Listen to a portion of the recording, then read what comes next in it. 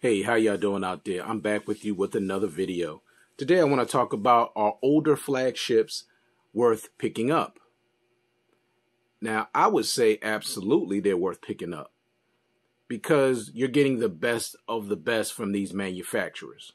You're getting top specs, you're getting top cameras, top performance, you're getting the best of the best. Now, is everybody into flagships? I would say absolutely not. You know, there's some people that just need a phone to do the basic daily tasks. You know, they don't need all the, a phone with a bunch of features and, fancy this and fancy that. They don't need all of that. They don't need a camera with 100 times zoom, 108 megapixel, reverse wireless charging, IR blaster. Like, they don't care about that stuff. They just need the phone to do the normal things like get on social media a little bit, make some phone calls, some text messages, watch a video here and there. They're good with that. But there are people out there that are into flagships. They want the best of the best. They want the top tier specs. They want that top performance. They want them great cameras. They want a great display. They want great battery life. They want everything. And there's nothing wrong with that. Everybody has,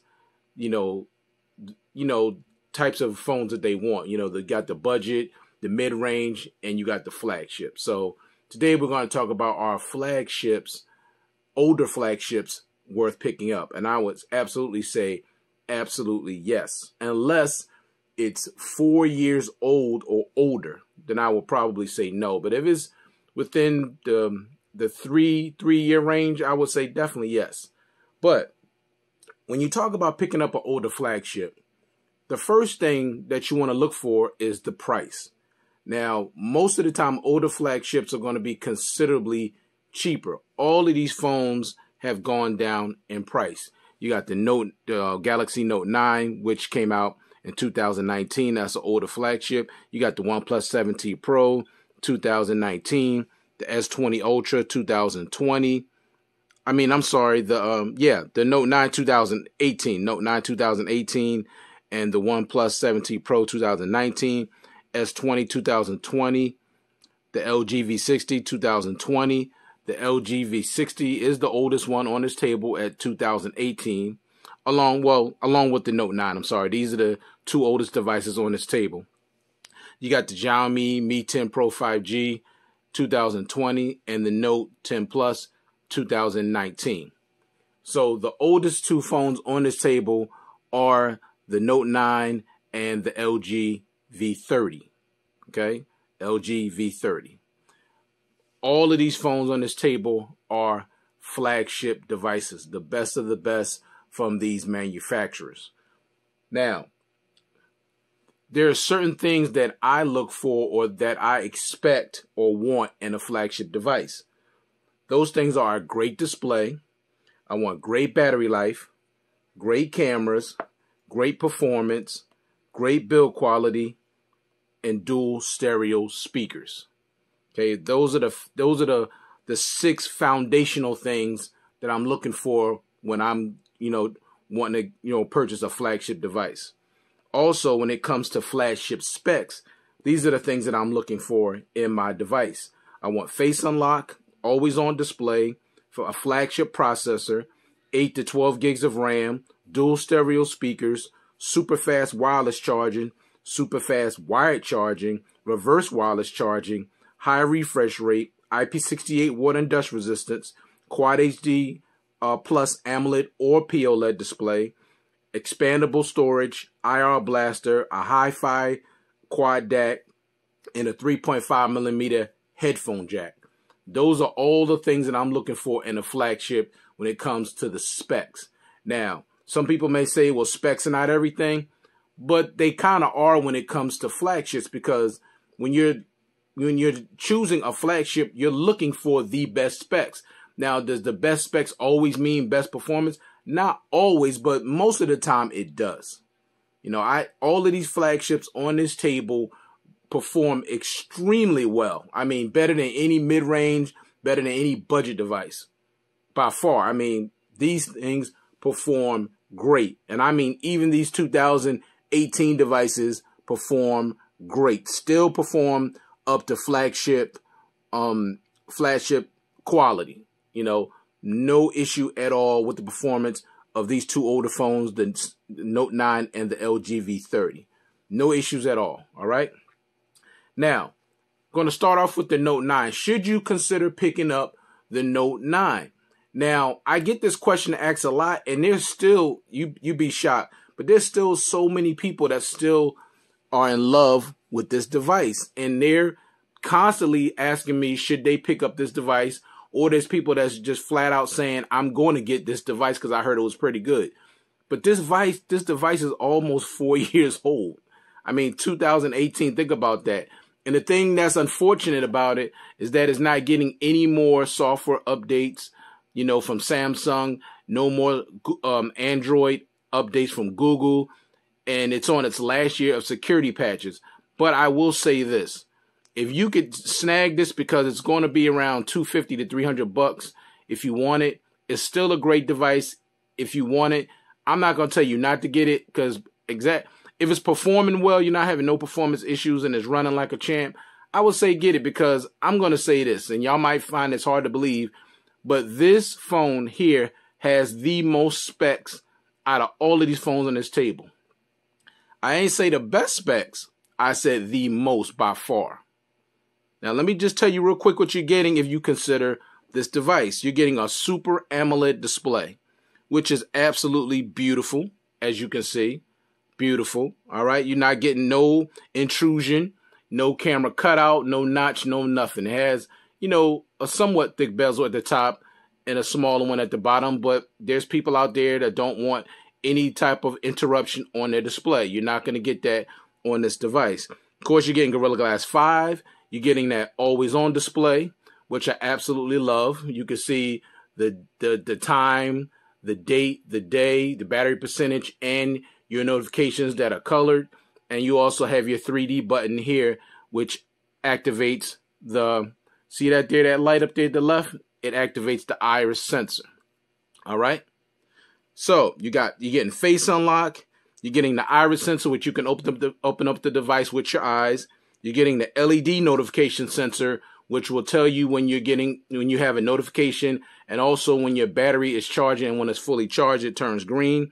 You're getting the rear fingerprint sensor, dual stereo speakers with Dolby Atmos, a 32-bit audio DAC tuned by AKG. You're getting a heart monitor, fast wireless charging, fast wired charging, Android 10 with the One UI 2.5 skin on top. You're getting 128 or 500 gigs of internal storage. Now, this happened to be the 500 gig storage variant. Much cheaper now. You know, I got it for a real dirt cheap price. If you can get the 500 gig variant, I would say definitely get it. If you want it, I would say get it, because on top of that, you're getting expandable memory as well.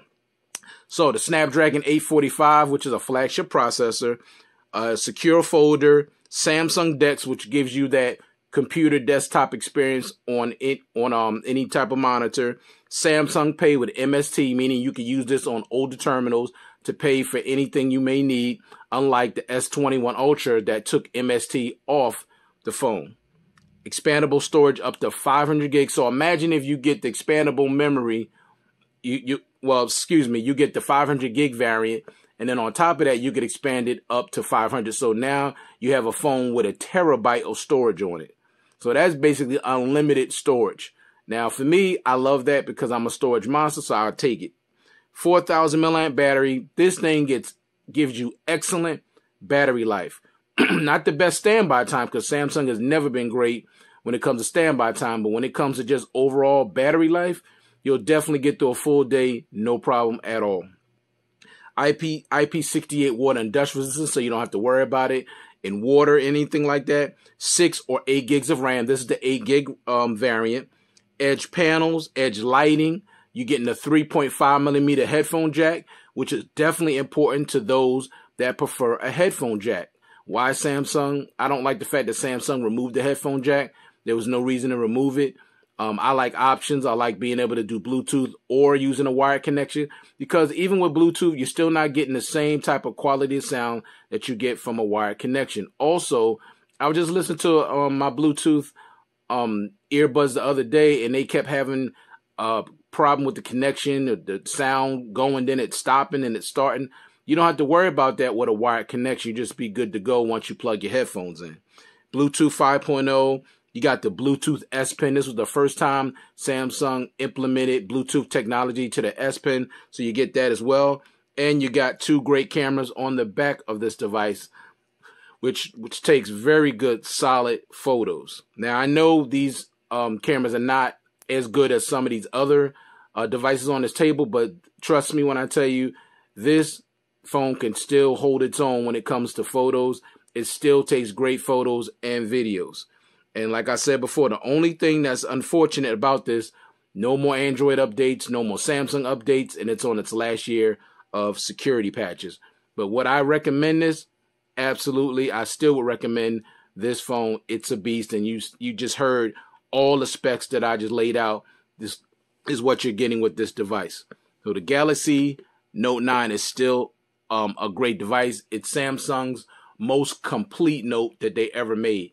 Now, I didn't say the best Note, and this is just my opinion, not their best Note, but the most complete Note. The phone had no compromises.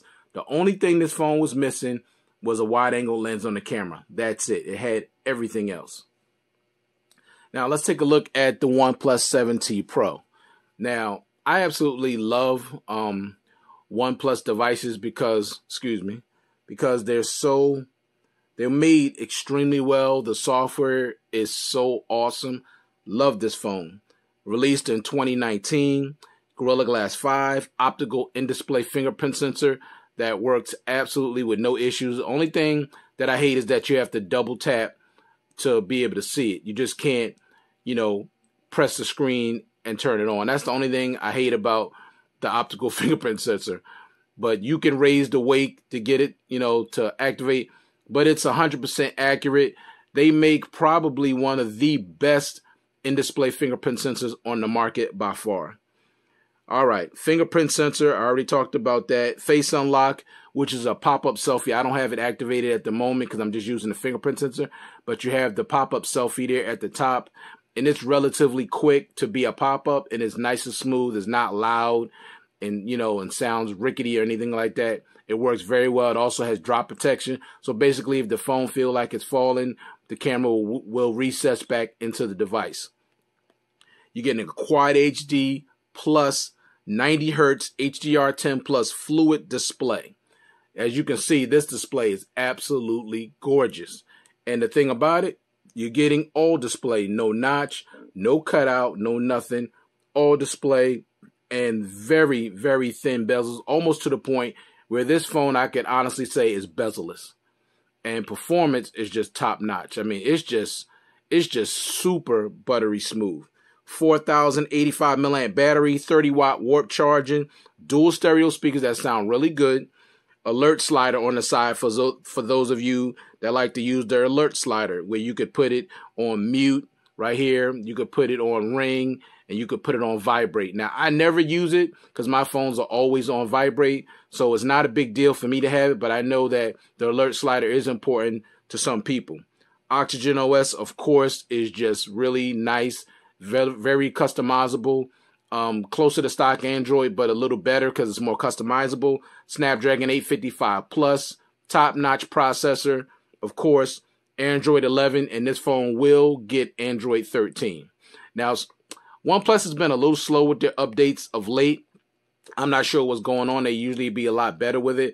Samsung has taken the lead when it comes to software updates in the Android world. Of course, iPhone is still number one because they update their phones more often and then longer than anybody. But Samsung is definitely number 2 when it comes to software updates. So OnePlus, I hope they get it together and get a little better because they've been slacking lately when it comes to Android updates. Now, the only thing that you may say, I'm going to name some things that this phone doesn't have. And you may say, based on the things that I mentioned, this can't be a flagship. But I'm going to prove to you that it still is a flagship. You get no expandable storage, no headphone jack, no wireless charging, no always-on display, no IP68 water and dust resistance, and the cameras are just below flagship quality, in my opinion. But the reason why it is a flagship, in my opinion, because it has a flagship processor at the Snapdragon 855 Plus. It has a Quad HD plus 90 hertz display. It has dual stereo speakers. It has Gorilla Glass 5.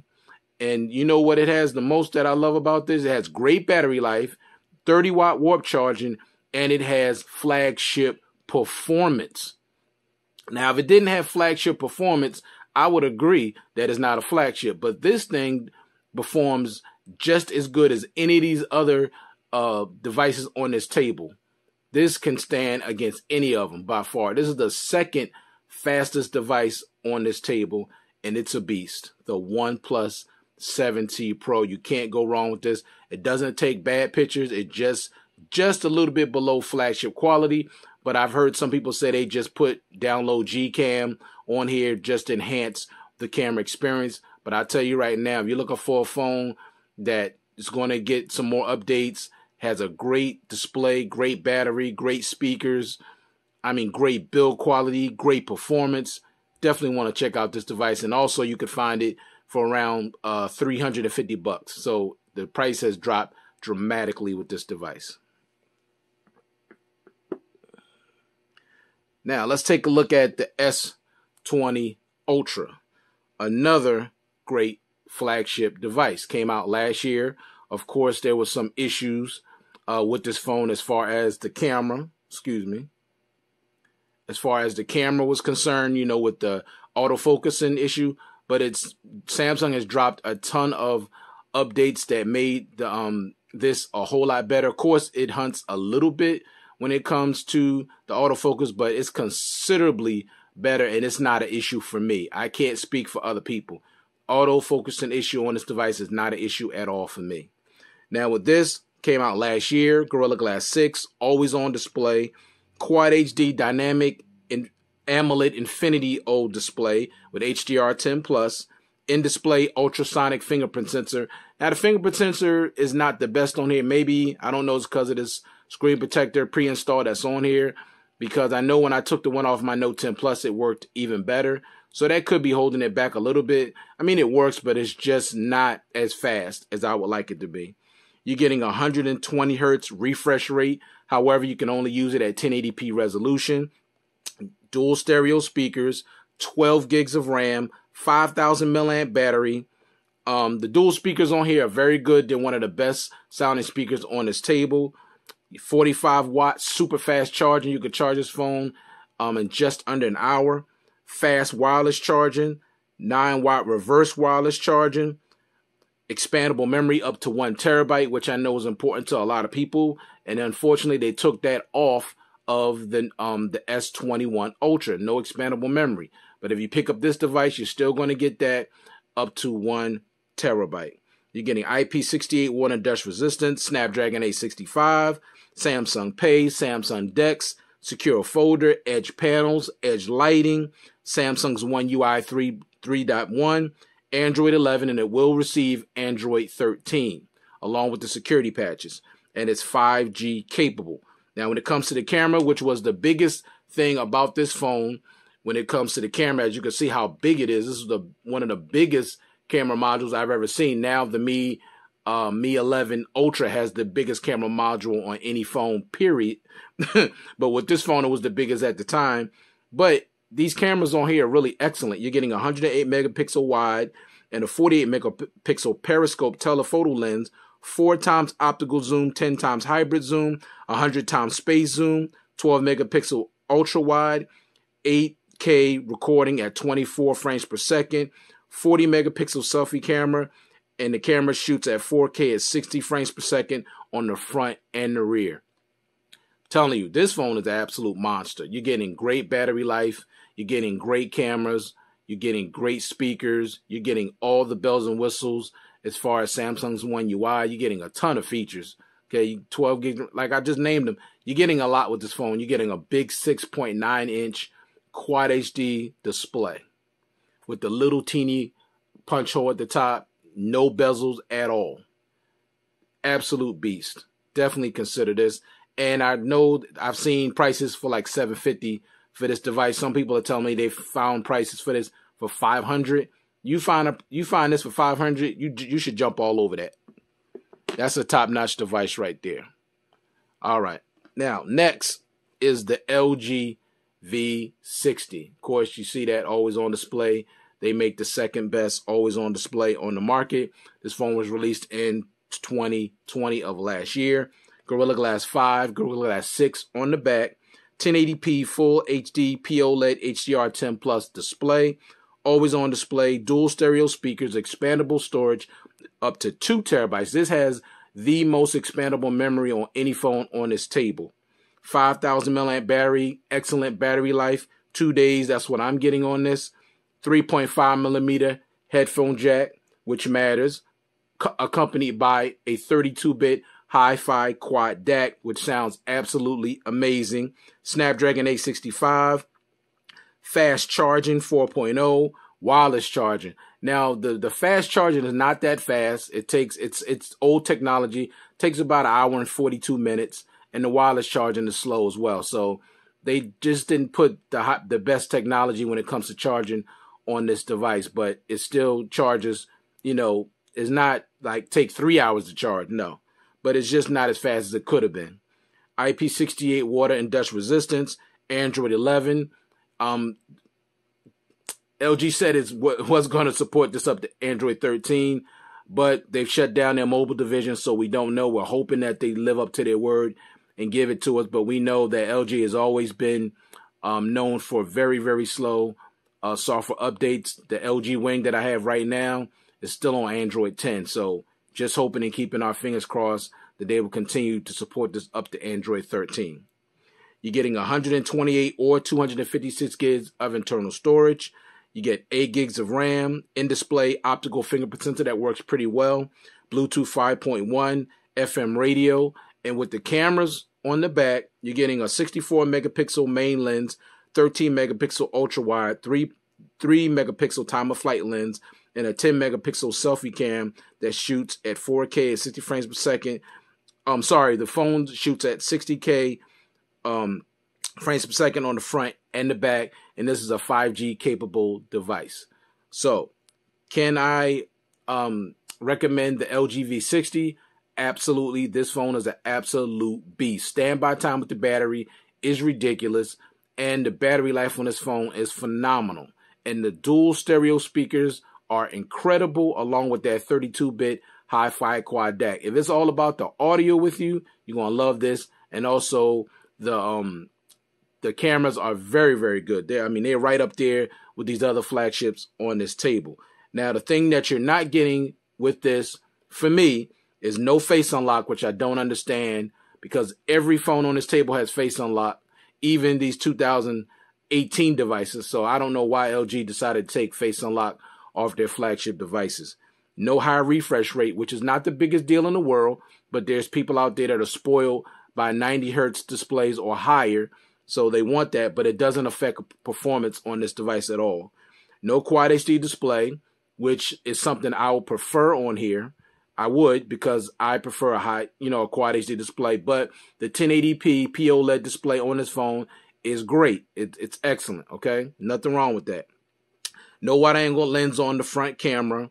And also, I forgot to mention, you do get pen support on this, plus a dual case capability, and along with some other things that I didn't mention. But this is a beast of a device.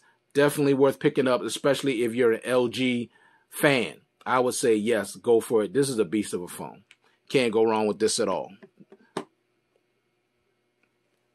Now, let's take a look at my favorite LG phone before I picked up the LG V60. It is the LG V30.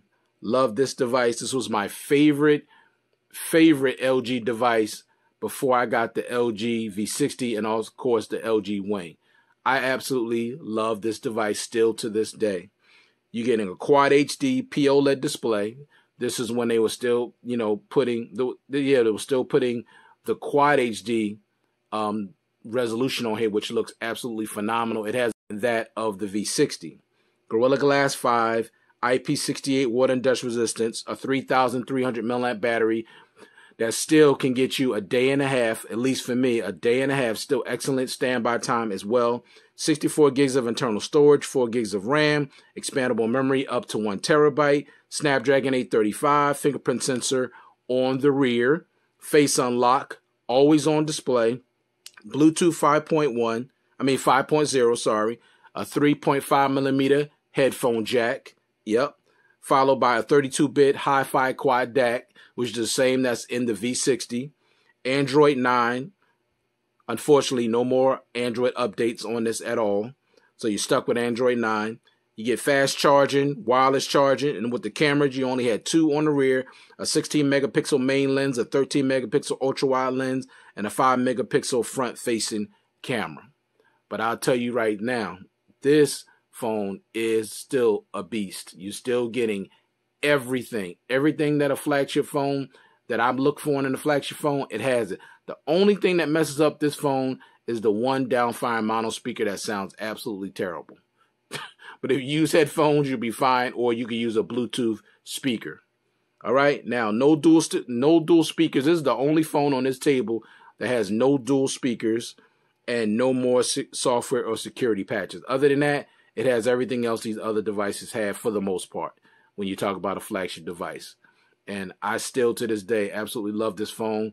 Takes phenomenal pictures. Can hang with either, in my opinion, any of these devices when it comes to photos and videos. You got manual mode video. You got the pro mode when it comes to photos. This is an excellent phone when it comes to photos and videos. No doubt about it. Now, next we got the Xiaomi Mi 10 Pro 5G, another one of my favorite devices, released last year. As you can see, nice always on display. You can see here, you can see what your notifications are. Sorry if it's a little out of focus. You can see what your notifications are. You can literally see them. This is my third best company that has an always on display. Not fully functional, but still a really good always on display.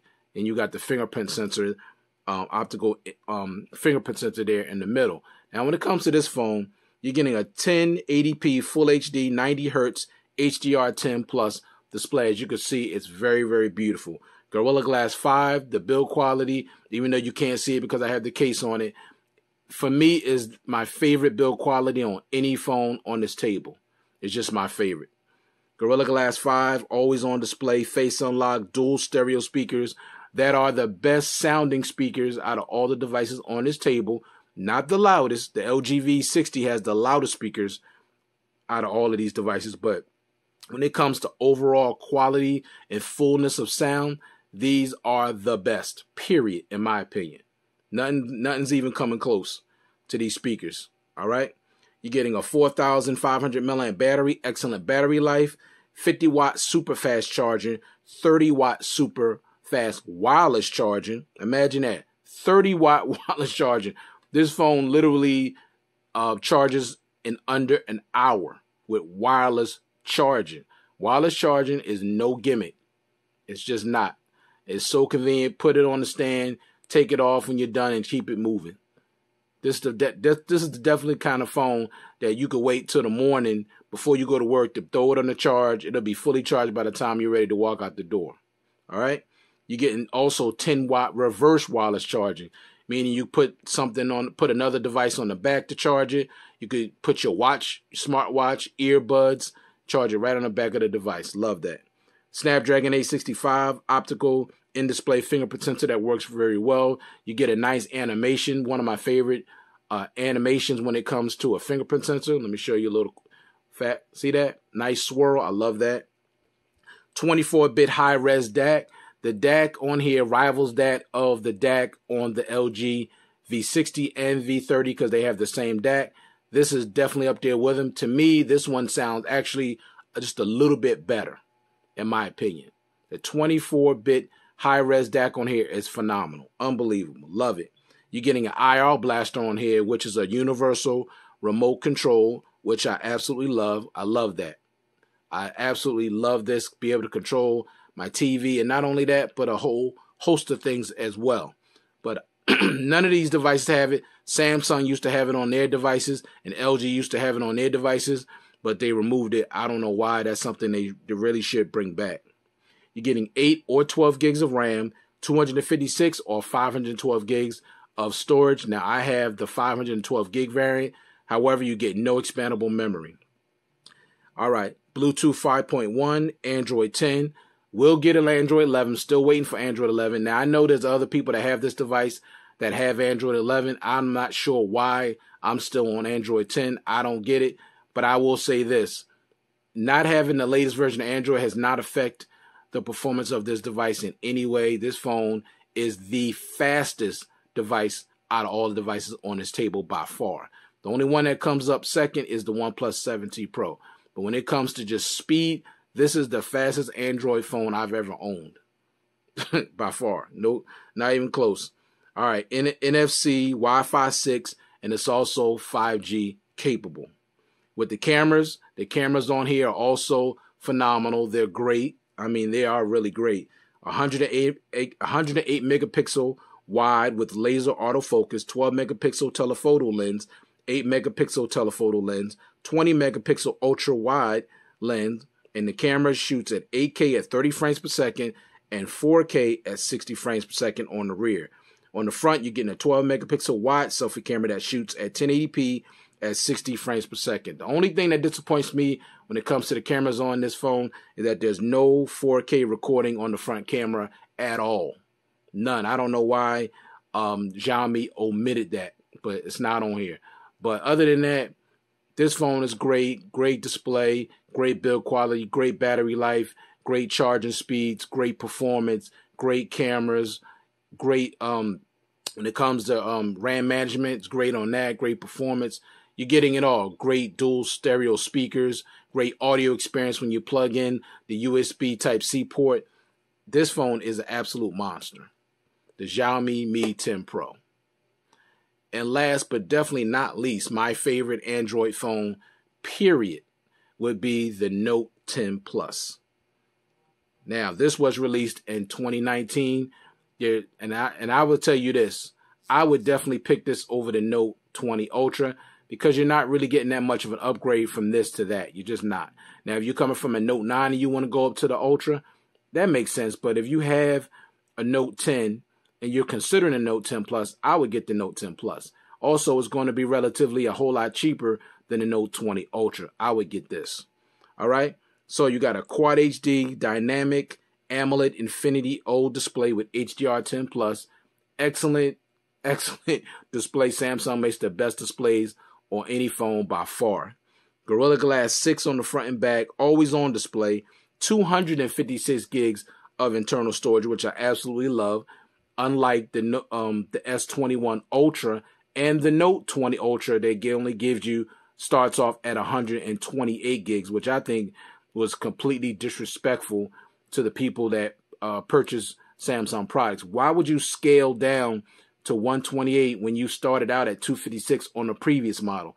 Makes no sense. Only one I'll give them excuse on, and I can't really give them excuse, but with the S20 Ultra, when that came out, it only had 128, which it should have had 256. Should have had 256, but it didn't. Sorry about that, y'all.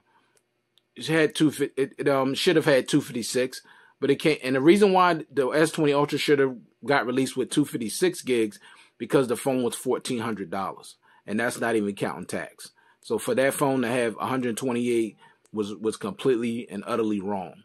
But with the Note 10, you got 256 gigs at the start. Now with the Note 20 Ultra, I don't know why in the world they thought to give that 128, which made no sense. You're calling it an Ultra. Why wouldn't you at least start it off with 256 gigs of internal storage? Made no sense to me. So if you want something with 256 gigs to start, and I'm telling you right now, as much as I shoot video with this and do a lot of things, I'm glad it has that extra storage because I need it. All right. Also, you're getting expandable memory up to 1 terabyte, which is something they've taken away with the new S series of phones, which is unfortunate. 12 gigs of RAM, 4,300 milliamp battery. Definitely get through a full day with this easily. At least for me, I get through a full day with no problem. 45 watts, super fast charging. fast charging, 9-watt reverse wireless charging, dual stereo speakers with Dolby Atmos that sound very, very good, Samsung DeX, Samsung Pay with MST, secure folder, edge panels, edge lighting, dynamic lock screen and wall screen wallpapers, Snapdragon 855, Android 11 with One UI 3.1 on top, and you're going to get Android 12 on this device. You're also getting a 32-bit audio DAC, in-display ultrasonic fingerprint sensor, face unlock, Bluetooth 5.1, and when it comes to the cameras, you're getting 4 cameras on the rear, 12-megapixel telephoto lens, 12-megapixel wide-angle dual pixel lens, 16-megapixel ultra-wide lens, 3-megapixel time-of-flight depth sensor, and a 10-megapixel wide selfie camera that shoots at 4K at 60 frames per second. Now, you're getting 4K at 60 frames per second on the front and the rear cameras. Now, of course, you can't even talk about this device without talking about the one thing that makes the Note, and that is the S Pen. Now, this S Pen has also Bluetooth capabilities, but it also added air gestures as well. So, and I'm not going to mention everything that the Bluetooth that the S Pen can do, but I'll mention enough where you'll see its value. It has Bluetooth capabilities, air actions, which controls the shooting modes on the camera, also takes photos, controls your volume and media content, copy and paste, sign documents, use as a mouse, create notes, screen off memo, translate writing into text, write on your calendar, write down notes in multiple colors, and use as a magnifier, and much, much more. S Pen does so many things.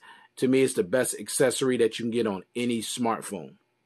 Now, the only things missing from this device, for me, is no headphone jack, no iris sensor, no heart rate monitor, no LED notification sensor, no high refresh rate. Power button is on the left side of the device. Those are the only things that I don't like about this device. But as you can hear, that this is still my favorite device. This is the only device that has that nice boxy shape. I mean, of course, the Note 9 does, but this was wider and more boxy than that of the Note 9. It has a better, brighter display, better cameras, better battery life. I mean, this phone is an absolute monster, and I absolutely love it. Of course, I wish the things that the Note 9 had was on here, but it doesn't. But that still does not take away from this phone at all. This is still a beast of a phone, and it's still my favorite phone by far on this table. Now, I love every phone on this table, and what I suggest you pick up a flagship device if you want one. I would say absolutely, because all of these phones are great. If you want the best of the best, you want top tier specs, you want top tier performance, you want great cameras, great displays, you're going to get it with these devices on this table, and you're going to get it for a considerably cheaper price. Now, the Xiaomi is still going to be a little more expensive, probably around maybe $600-700. And the S20. These are going to be the two most expensive phones on this table that you can pick up right now, because the LG V60, I've seen it for under $400. And of course, the LG V30, I've seen this for like $100. So this is by far the cheapest phone on this table as far as if you want to pick it up. But everything else, all of these phones are great. All of these phones have great cameras except the OnePlus 7T Pro, which is just below flagship quality for me. But everything else on that phone is just an absolute beast. If you're not heavily into the camera, you'll love that device. And it still takes great photos. Like I said, you could just download Gcam if you want to enhance your your camera experience a little. But all these phones are great. You can't go wrong with none of them at all. I love them all. But my number one, of course, is going to be the Note 10 Plus. So thank you for taking the time to view this content. I do appreciate it. Please leave me a thumbs up and consider subscribing if you want to see more content like this. Please hit that notification bell so you'll be notified when I upload another video. If you would like to share this, please share this on your social media and on Twitter if you like. I do appreciate your support. We're still moving forward with our subscriptions. And I just want to say to my subscribers, I do appreciate you very much, and I will continue to try to give you the best content and the best info I can. God bless you all, and I'll check you guys out in the next one. Peace.